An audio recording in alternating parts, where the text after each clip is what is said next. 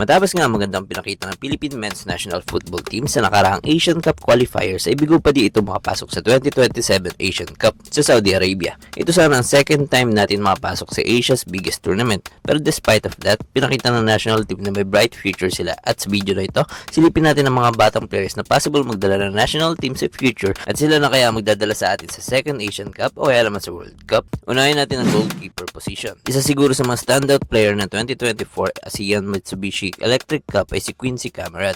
Siya ang backup goalkeeper natin sa tournament na yun. At nang ma-injured si Patrick Dato ay siya na naging goalkeeper natin throughout the tournament. Naitala niya ang unang clean sheet kontra sa Indonesia sa last group stage games ng Pilipinas. Maganda rin ang pinakita niyang performance kontra Thailand. Nakatulong ang mga saves niya sa first leg ng semis at natulungan ang Pilipinas makuha ang historical win kontra Thailand after 50 years. Nabigyo lang ang Pilipinas maka-advance sa finals pero pinakita ni Camarad ng possible siya ang maging number 1 goalkeeper ng Pilipinas in the future. Meron lang itong edad na 25 at currently naglalaro sa Malaysian Super League sa club niya na Kuala Lumpur City FC. Punta naman tayo sa defenders. Una sa aking listahan ay yung 20-year-old na si Santi Rublico.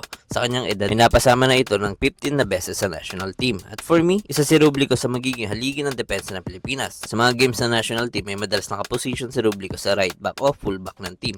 Maganda din ang speed at strength ng batang ito. Kayang-kaya niyang sumama sa atake at malakas din sa depensa, which is magandang skills talaga ng isang full back.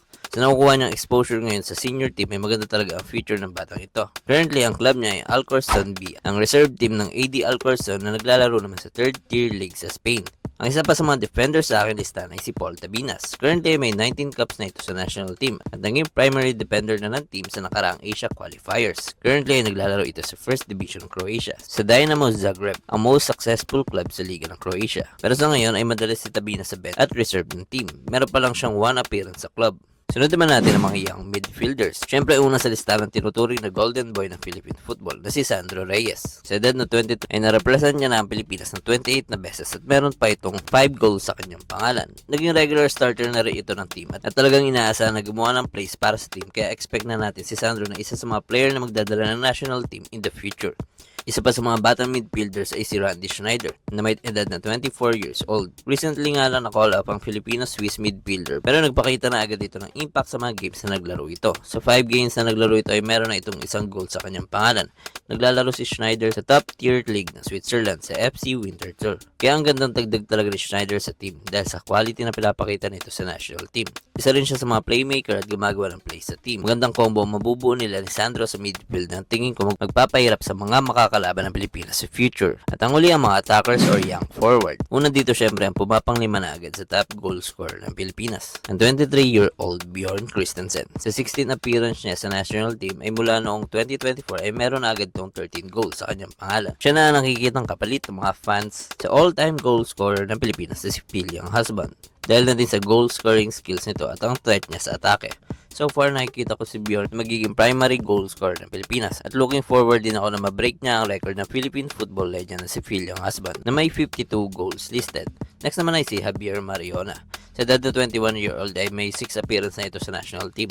Currently, naglalaro ito sa AV Alta kung saan naglalaro ang club sa USL League 1 sa Amerika. Si Mariona naman ay matuturing kong winger kung saan gumagawa ito ng mga plays sa wings at naghahanap ng scoring opportunities sa right or left side at pinapasa sa mga players na nasa loob ng box. Magandang dagdag si Mariona sa future ng team lalo na maganda din ang dribbling skills nito at kapag nag-improve pa ito ay talagang delikado ang kada hawak niya ng bola. So ayun, ang mga young players na tingin ko magdadala ng national team sa future. In-include ko lang sa listahan mga naglaro na sa senior team ng Pilipinas na likely mapapasama sa mga future squads ng national team. Pero madami pang talented players na naglalaro pa lang sa youth squad natin na naghihintay lang ng senior team call-ups tulad nila Nicolas Guimaraes, Noah Ledel at Otto Banataw. At syempre si Dro Fernandez na naglalaro sa PSG sa top league ng France. Kung makakonvince ito ng PFF at piliin niya ang Pilipinas para maglaro sa international. Pero sa ngayon, tingnan muna natin mga players na nagpapalas ng kanilang galing sa national team. Bigo man ang national team na makapasok sa Asian Cup ay tingin ko maganda pa din ang future ng team. Sana lang din mabuo pa ang chemistry nila at ma-expose pa sa mga competitions. Also dumami din sana ang friendly games ng national team para mas prepared sila in-game at malaman ang tamang players para sa starting lineup. Kung gusto niyo itong video, huwag kalimutan i-like at i-share para mas lumawak pa ang football sa Pilipinas. At syempre, kung bago ka lang sa Pitchside Pilipinas, mag-subscribe ka na at i-hit mo na rin yung notification bell para updated ka lagi sa mga kwento ng football.